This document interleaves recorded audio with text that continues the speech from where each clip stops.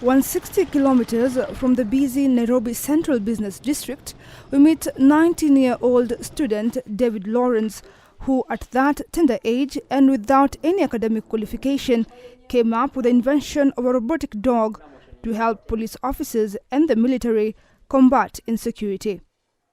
Reeling from the shock and the devastating effects of the April 2015 Garissa University terrorist attack that left 147 people dead, including police officers, he wondered whether artificial intelligence can be used to galvanize the nation.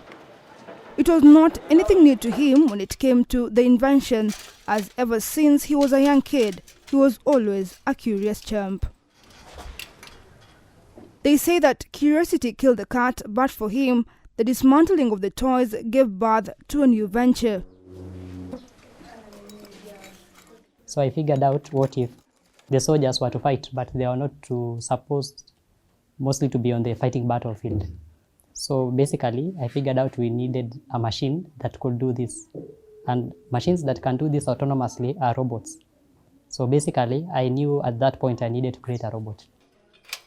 When we met with him at the Mzee Wanyama area in Nakuru County, we found him busy building his 6th prototype of a robotic dog. He deals with what is at hand by collecting scrap metals and using electronic devices to support his idea. There are always two parts of the system, the hardware itself and the control software. The invention requires robotics and artificial intelligence to be fully automated to function, but currently, Lawrence has managed to complete the metal structure. Basically, I am faced with certain financial constraints, so the robot is very far from completion.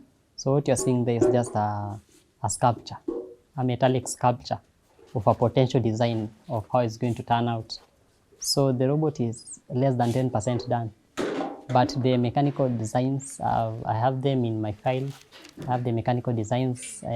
I'm still conducting research on part of the software to be able to make the robot self-coding.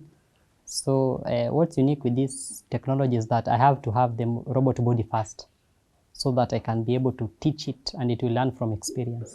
The robotic dog will be enabled to have motion and sound sensors, as well as bulletproof, which makes it adaptive in war-prone zones.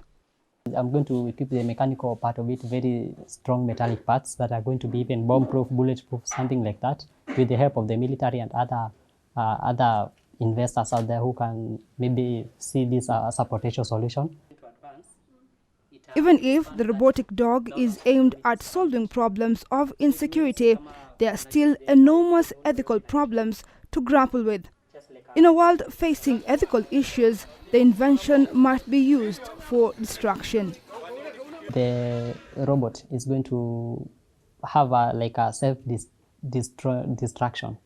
So for example, if militants have surrounded it, and I don't want them to use the same technology, to go and manipulate the same technology to make a robot that's going to do bad. Yeah. So it's going to self-destruct internally inside the robot to burn all its electrical systems, and it's going to have eradicated all its software systems. So basically, there will be no trace of how the robot worked. For him, developing the prototype over the years has been a challenge, given that he has no educational background, with others questioning the effectiveness of his invention. Some may discriminate you because of your age. They say you are a 19-year-old, so they don't consider the mind that you have. You see, I might be 19, but the mind I have is for a 34-year-old. You see, what I can do, maybe it's best than what even another person can do even after attending a degree or a master's. Because what I always say, an invention is purely your knowledge. You don't have to refer to someone or let someone define you. So basically, what I am presenting to the world is future technology. Rose Kimani, her mom, says she bore a child who was always curious and quite inquisitive, but the challenge has been propelling his dream. He was very inquisitive, always curious to know what is inside any machine. So he has gone that way from that time, advancing. So his graph at now started when he was very young, and it's now becoming a reality. Lawrence is currently a first-year student at Thika Technical Institute, studying a diploma in electrical and electronics engineering. But the curriculum in the country is not enough to bolster his dreams, as robotics is not offered in Kenya. With all of these inventions, I thought maybe it's high time we created a space for such, for other people to even be part of. Despite the odds facing his invention, he still dares to dream. So because other people have many dreams, yes, some are technology driven, so I figured I could come up with a company, so to say. So it's going to bring young people who have innovative minds to run this research space that is going to enable them to actualize their dreams. Human beings strive to come up with inventions to solve challenges we face on our day-to-day lives. This robotic dog is not any different, especially to a country that faces challenges of banditry and terrorism. David believes that once the government of Kenya supports his invention, then it might solve the issue of perennial insecurity.